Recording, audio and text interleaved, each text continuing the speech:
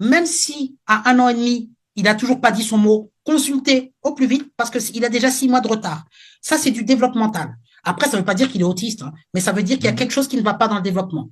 Ok. Et enfin, le troisième critère, donc j'ai parlé altération des interactions sociales, altération de la communication, et Mhm. ça on le voit toujours très rapidement dès 18 mois, hein, je le dis.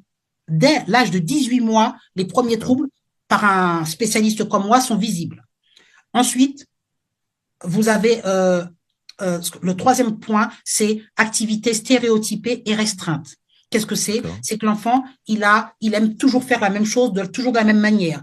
Et même dans ses mouvements, il peut avoir des stéréotypies, c'est-à-dire des bizarreries, des gestes qu'il répète. Par exemple, s'agiter les mains comme ça, Ok. devant les yeux, pour se stimuler les yeux. Bon, donc souvent, quand je reçois le parent, je dis, mais madame, monsieur, avez-vous remarqué ce geste?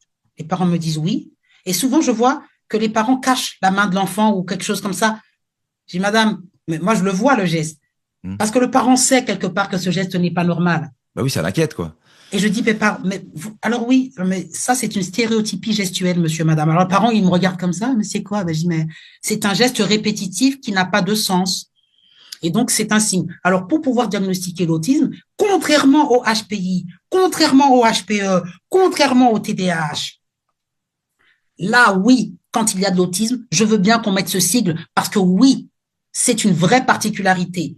Et là, il Ok. n'y a pas de surdiagnostic. Il y a d'ailleurs, enfin, il y en a, si, il y en a, mais en tout cas, moi, pas de, En tout quand cas, il quelqu'un existe un vient, diagnostic fiable, quoi. voilà, c'est un diagnostic, voilà, ce que je voulais dire, c'est ça. C'est un diagnostic fiable. Il y a tout un tableau clinique valable. Là, j'ai cité 3 grands critères, mais je pourrais vous en citer plein. Non, mais Souvent, c'est bien, ça permet de voilà, rendre les choses plus concises. Très souvent, bien. quand je reçois les parents, comme j'ai de l'expérience, puisque j'ai travaillé en IME, je leur pose des questions. Ils sont très surpris parce Hmm. qu'ils se disent, mais comment ça se fait qu'ils me posent cette question? Mais Comment il sait que mon enfant fait ça, quoi? voilà, c'est pour aller plus vite parce que Je je le comprends. sais très vite. Et donc là, je fais passer ce qu'on appelle un test pour valider aux parents, hein. Mais moi, vous savez, hein, quand je vois l'enfant, mon bureau est en mezzanine, je le regarde avec d'une vitre. Quand il est dans la salle d'attente, je sais déjà, hein. Hmm. Je le dis pas. Enfin, quand on a 20 ans d'expérience, je sais déjà s'il est léger, moyen ou sévère, hein. Je comprends. Et des fois, le Ok. parent, vous savez, il vient me voir. Moi, j'en ai eu un qui est venu me voir l'autre jour. Il me dit, je viens parce qu'on me dit que mon enfant est HPI et il y a des problèmes à l'école. Je revois l'enfant, je discute, je fais les tests et moi, je sais qu'il c'est pas HPI, mais qu'il est malheureusement autiste Asperger.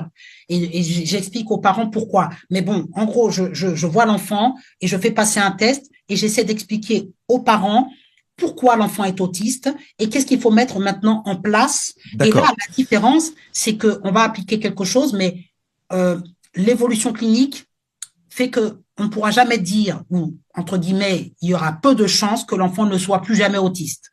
Ok.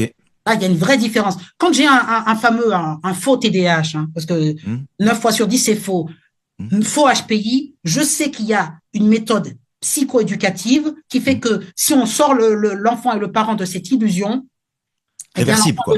l'enfant ne sera pas dans la pathologie fameuse TDAH, il peut retrouver une évolution normale. Je sais que Je c'est comprends. quelque chose de fabriqué par Hmm. l'éducation. Mhm. Quand j'ai un TSA, un trouble du spectre autistique, je sais qu'il s'agit d'un handicap psychique, d'une vraie pathologie, et Mhm. que malheureusement, on va tout faire pour ramener l'enfant vers la normalité, mais qu'il Mhm. y a de grandes chances qu'il ne soit jamais normal dans son fonctionnement. Là, D'accord. j'ai un handicap. Alors, Et à deux ce choses. moment-là, oui. Excuse-moi, je te coupe, je suis désolé.